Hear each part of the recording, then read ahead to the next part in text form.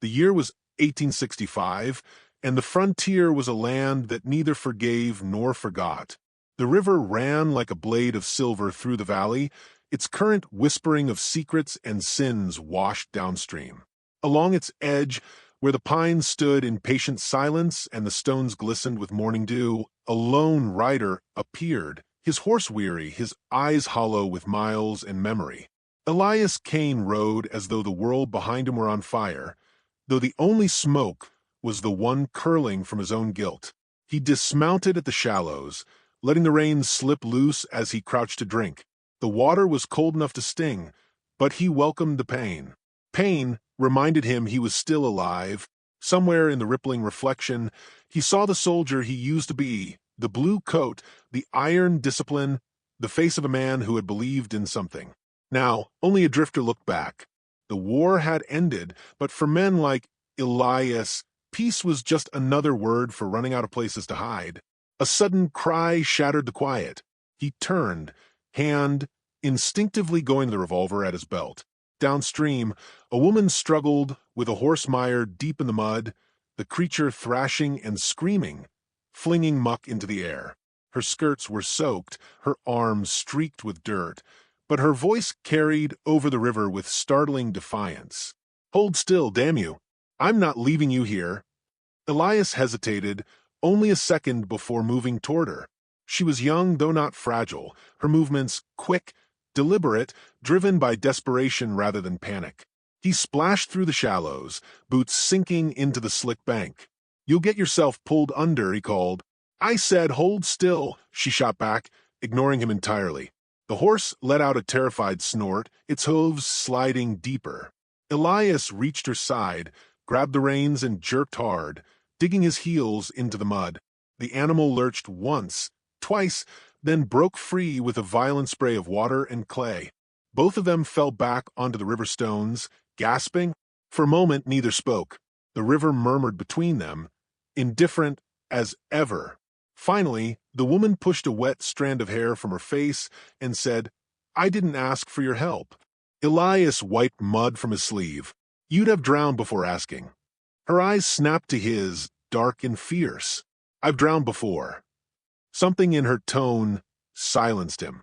She rose, checking the horse's legs, her hands gentle now. Elias studied her quietly, the way she carried herself, like someone used to fighting for every scrap of control.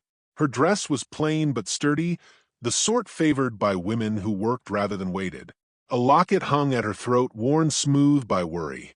"Name's Elias Kane," he said finally. "I didn't ask for that either." He almost smiled. "You got a sharp tongue for someone who just got pulled out of a swamp." She tightened the saddle strap.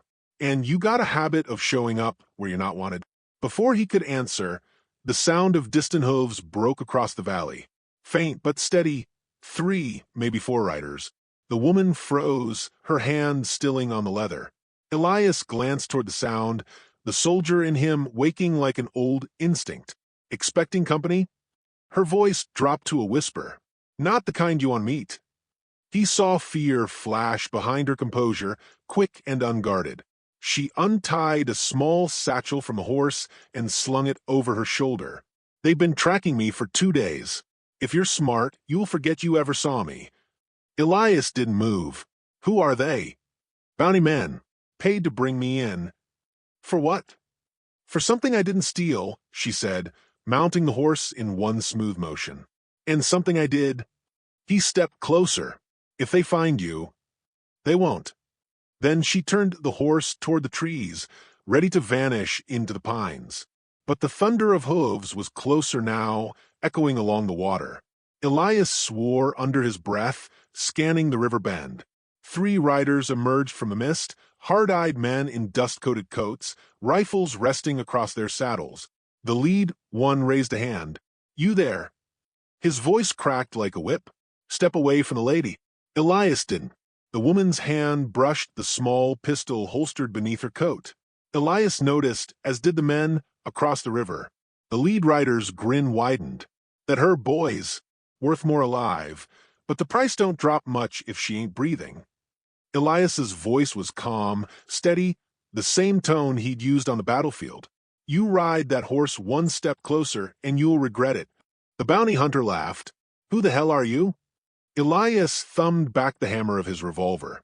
"Someone who's tired of men like you." The river held its breath. Then came the first shot. Wild, whistling past Elias's shoulder and splitting bark from a pine. The echo rolled down the valley like thunder. Elias fired back, forcing the riders to scatter behind rocks. The woman's horse reared, nearly throwing her. Elias grabbed the reins, pulling her low. "Move." They bolted upriver, bullets snapping through branches, the air thick with gun smoke and rain. The sky darkened fast, clouds boiling above the peaks. Elias felt the burn of a graze across his shoulder, but kept riding. The woman glanced back, eyes fierce with fear and fury. "Why are you helping me?" she shouted over the wind. He didn't answer because he didn't know. Maybe it was the soldier in him that couldn't watch another person hunted down. Maybe it was something in her voice, a tremor that sounded too much like his own ghosts. They didn't stop until the forest swallowed them whole. Pines closed in heavy with rain. Elias slid from the saddle, pressing a hand to his wound. The woman dismounted and knelt beside him, tearing a strip from her dress to bind it. Her hands were steady, her jaw tight. "You'll live," she muttered. He winced as the cloth bit into his skin. "Didn't plan on dying today." "Good," she said, meeting his eyes. "Because I'm not digging another grave." He studied her face in the flickering light of the storm, strong lines, defiance mixed with exhaustion. She wasn't running for the thrill of it. She was running because something or someone had left her no choice. They found shelter beneath a low ridge, the storm breaking overhead in a roar. Elias built a small fire, the smoke curling through the damp air. The woman sat opposite him, her gaze fixed on the flames. "You never told me your name," he said quietly. "Mariah," she replied after a pause. "Mariah Vale." He nodded. "You said they're bounty men. Who sent them?" "The sheriff," she said, voice low. "His son's dead. I'm the one who put him in the ground." Elias looked into the fire. "Why?" "Because he burned my home. My father was inside." Silence stretched between them. Outside, the rain eased, and the river's voice grew clearer, softer. Elias watched the reflection of the flames dance across her face. He saw not a fugitive, but a survivor. "You could turn me in," she said suddenly. "You'd make good money." "I'm done taking orders," he replied. She studied him for a long moment. "Then what do you want, Elias Kane?" He thought about it, really thought, and found no answer that made sense. "Maybe to stop running," he said at last. Mariah nodded slowly, her expression unreadable. "Then you picked the wrong river." Thunder rumbled one last time, rolling away into the distance. The fire crackled between them, fragile but alive. In that flickering light, something shifted, an understanding, a truce born of shared ruin. Neither trusted the other, not yet, but neither looked away. Beyond the ridge, the hunter's campfire glowed faintly in the dark, distant but closing. Mariah leaned forward, voice barely above a whisper. "If they find us, we don't run." Elias met her gaze. Agreed. The river rushed on, endless and unforgiving, carrying the weight of everything unspoken. And as lightning split the sky above the valley, two strangers sat beneath its storm, bound not by chance, but by fate. Dawn broke over the pines like a wound reopening, the light cold and colorless after a night of rain. The fire had burned to ash, and the smell of smoke clung to the damp air. Elias stirred first, wincing as he tested his shoulder. The bandage Mariah had tied was soaked through, but held. Across the small camp, she was gone. Only her tracks, light, deliberate, cut through the mud leading toward the ridge. He swore softly under his breath. The woman had vanished like mist, and though part of him wanted to let her go, the echo of last night's gunfire still haunted the valley. He kicked dirt over the embers, checked his revolver, and followed. The forest was heavy with silence. Even the birds kept their distance, as though the trees themselves knew what was coming. Half a mile up, he found her. She was kneeling in the wet grass, staring down the slope where 3 horses moved among the shadows, bounty men closing in. Her face was calm, but her hand rested on the pistol at her hip. Elias crouched beside her, his voice low. They found the trail. I led them away, she said, eyes never leaving the valley. You shouldn't have followed. He gave a grim smile. You're a terrible decoy. Her jaw tightened. They're not after you. Doesn't matter now.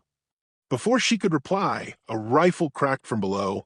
The shot struck the earth between them, spraying dirt and stones. Elias grabbed her arm, pulling her back behind a fallen log as more bullets tore through the ferns. The air filled with the sharp tang of gunpowder.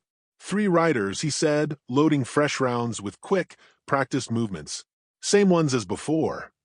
Mariah drew her pistol, hand steady. You take the one on the left. He gave her a sharp look. You shoot? I've had to. The next shot came closer, splintering bark inches from her face. She didn't flinch. When Elias leaned out to return fire, she moved with him, covering his side. The exchange was fast, brutal, echoing through the trees like thunder. One of the bounty men fell from his horse, clutching his chest. The other 2 split, circling wide. They'll try to flank us, Elias said. Mariah nodded, already moving. Then we move faster. They broke from cover, sprinting through the underbrush toward the cliffs above the river. Bullets chased them, snapping branches, thudding into trunks. Elias's breath burned. His shoulder screamed with every step.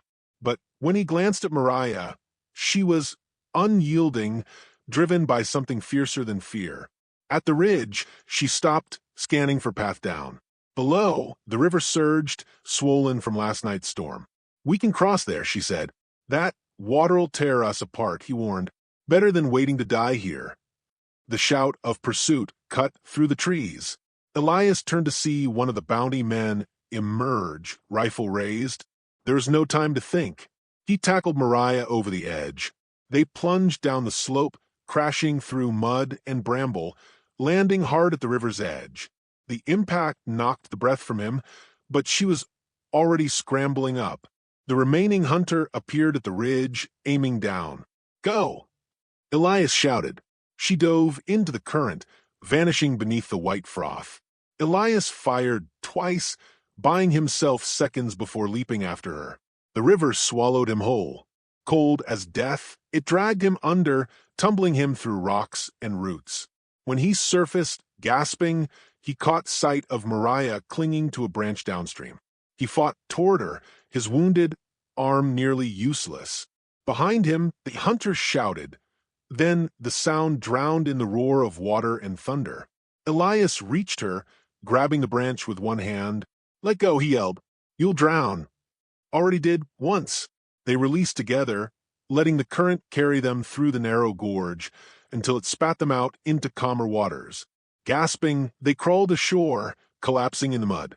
For a long moment, neither moved. The river whispered beside them, tireless and cruel. When Elias finally sat up, his vision swam. Mariah was beside him, shaking but alive. Her hair clung to her face, her lips blue. He tore off his coat, draping it around her shoulders. Why didn't you leave me? She whispered. Could ask you the same. She laughed, once, a sound too bitter to be joy. Maybe we're both fools. They staggered upriver, following the bank until they found shelter, a hollow beneath a rock face, dry enough for a small fire. Elias coaxed a flame from flint and bark, his hands trembling. Mariah sat close, arms wrapped tight, her eyes reflecting the fire's flicker like gold coins. For a long time, they said nothing. Only the sound of rain dripping from the pines filled the silence. Then she spoke, voice barely audible. I killed him. Elias looked up. Who?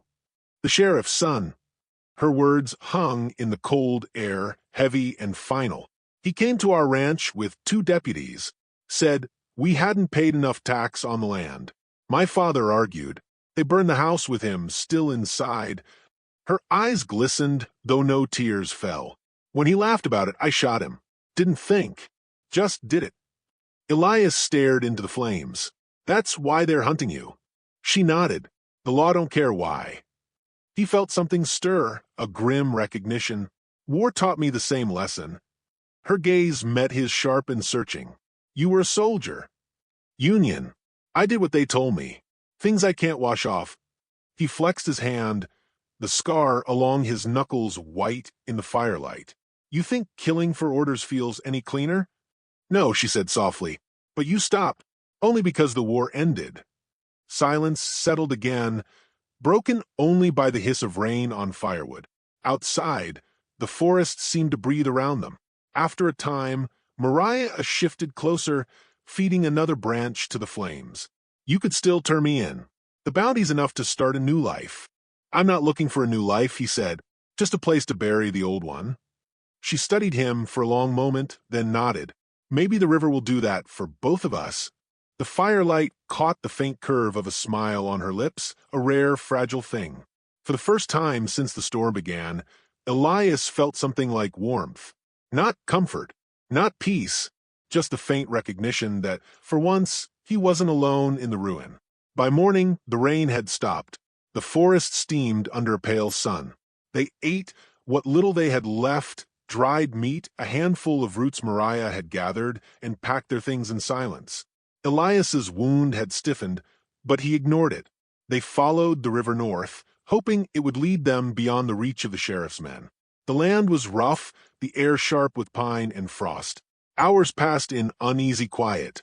When a wolf's distant howl echoed from the ridge, Mariah's hand went instinctively to her pistol. Keep moving, Elias said. They hunt in packs. Before the words faded, the underbrush exploded. A gray blur lunged at them, snarling. Elias fired once, the shot ringing through the valley. The wolf dropped, kicking up dust. Another emerged, teeth bared. Mariah stepped forward, firing clean through its chest. Silence followed, broken only by the wind. When it was over, she lowered her weapon, chest heaving. Elias stared at her, steady hands, calm eyes. She noticed his look. I told you, she said quietly, I've had a shoot. He nodded. I believe you. They moved on until the river bent toward the mountains. As the sun bled low across the horizon, Elias stopped, gazing at the water. You could go your own way now, he said. Safer that way. Mariah met his eyes, her voice certain. You could too. Neither moved. The river shimmered between them, carrying branches, foam, and the faint reflection of a sky, turning gold. It was no longer a place of fear. It was a witness, relentless and alive. Elias looked at her then, really looked, and for the first time, the ache in his chest felt like something worth keeping. The current whispered on, carrying their silence downstream. The morning rose cold and gray, the mist curling off the river like ghost breath. Caleb woke first, his muscles tight from the damp ground, his mind still caught between dream and dread. The world was quiet, too quiet, and in that stillness he heard the faint echo of hooves far off. His hand went to his revolver by instinct. They found us, he muttered. Clara stirred beside the dwindling campfire, her hair tangled, eyes alert before she'd even spoken. Are you sure? She whispered. Caleb nodded, his gaze fixed on the ridgeline. Riders, more than a few. We got maybe an hour before they're on us. They packed quickly. The river glistened before them, wide and wild, its current churning like a living thing. Beyond it lay the southern ridge, a maze of canyons and caves Caleb knew from his days driving cattle. It was their best shot at losing Sladesmen. But crossing now, with the waters running high from last night's rain, could mean death. Clara's voice trembled as she asked, Is there no other way? Not one we'd live to see, Caleb said. He looked at her, saw the fear in her eyes, but also the same fire that had kept her alive this far. You trust me? She didn't hesitate. I do. He lashed the packs together, tied them tight to the horse. The beast snorted, uneasy at the rushing water. Caleb led it to the bank, boots sinking in mud. He took one last look behind them. The valley stretched long and open, and somewhere beyond the haze, Slade was coming. Hold on to me, he said. The water bit cold and hard as they entered. The current tore at them, dragging at their legs. The horse struggled, eyes wild, nostrils flaring. Halfway through, a branch struck Caleb's shoulder, spinning him sideways. He nearly lost his grip. Clara screamed his name, clutching his coat. The river roared louder, then gunfire. For a moment, he thought they'd both be swallowed whole. Then, hooves found footing. Caleb shoved forward with every ounce of strength he had left. When they stumbled onto the far bank, both collapsed, gasping, soaked, alive. But there was no time to rest. The thunder of horses behind them was real now. Clara turned and saw the riders cresting the ridge, black shapes against the dawn, rifles gleaming. "They're too close," she said. Caleb pulled his revolver, checked the cylinder. 2 bullets left. He looked at Clara. "You still got that rifle?" She nodded, slinging it from her shoulder, jaw set like iron. "Then we make our stand here," he said. The clearing offered little cover, just rocks, brush, and the fallen trunk of a pine. Caleb crouched behind it, scanning the terrain. Slade's men were spreading out, forming a crescent. He knew that tactic, pin and flush. Slade wasn't a man to rush a kill. He liked to watch a thing squirm first. Caleb's heart hammered, but his mind was cold. He'd been in tighter corners than this. "Clara," he said softly, "when I fire, take the horse and head east. There's a canyon past that ridge. Follow it till you hit dry creek bed. Don't stop." She shook her head. "No, I'm not leaving you." "This ain't a choice," he said, eyes locking with hers. "You run, you live. You stay, you die." Her breath hitched. "Then I guess we die together." He opened his mouth to argue, but then he saw it. The way her hands didn't tremble, how her shoulders squared. She wasn't some fragile soul clinging to survival. She'd crossed her own line long ago. Caleb nodded once. "Then let's finish this." The first shot cracked through the clearing. A rider fell, tumbled into the brush. Then came the answering volley, bullets sparking off stone, slicing air. Clara fired clean and true, her shot dropping another. The smell of gunpowder burned the air. Caleb moved like a man who'd danced with death before. Calm, measured, ruthless. But they were outnumbered 10-2. The horse screamed and bolted, dragging a pack behind it. Clara reloaded, hands slick with sweat and river water. "How many?" she shouted. "Too damn many," Caleb growled. He fired again. Click. Empty. He cursed under his breath, drew his knife. From the tree-line, a figure emerged. Tall, dark, unmistakable. Slade. His long coat flapped in the wind, eyes gleaming with a cold satisfaction. "You should have stayed dead, Caleb," he called out. "Would have been easier for everyone." Caleb rose from cover, knife in hand. "Easier ain't living," he said. Slade laughed, a low, cruel sound. "You always did talk too much." He raised his revolver. The world slowed. Caleb lunged forward. The gun fired. Once, twice. He felt the burn tear across his ribs, but he didn't stop. His knife met flesh, steel biting deep. They crashed together in the mud, a tangle of rage and blood. Slade punched, clawed, snarled, but Caleb didn't let go. He drove the blade again, until the man beneath him went still. Silence fell. Smoke drifted in thin ribbons through the clearing. The rest of Slade's men hesitated, watching their leader fall. Then, one by one, they turned and rode off into the trees. Caleb staggered to his feet, blood soaking through his shirt. Clara was there, arms catching him before he fell. "You're hit," she whispered. "I've been worse."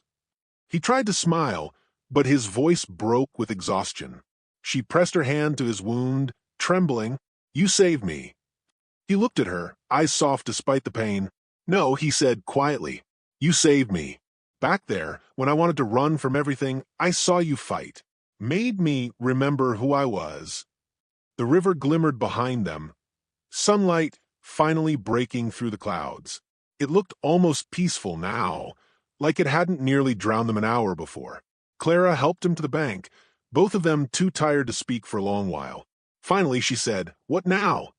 Caleb took a slow breath, staring at the horizon. "There's a settlement 2 days south. If we make it, we can start over. New names, new life. And if we don't—" He looked at her, a faint smile, ghosting his lips. "Then we keep walking. Till we do." They stood there for a moment, side by side, the wind carrying away the last echoes of gunfire. The land stretched out before them, vast, unforgiving, alive. And in that silence, something unspoken passed between them. Not just gratitude or survival, but understanding. The West wasn't a place for saints or sinners. It was a place that tested what a person was made of.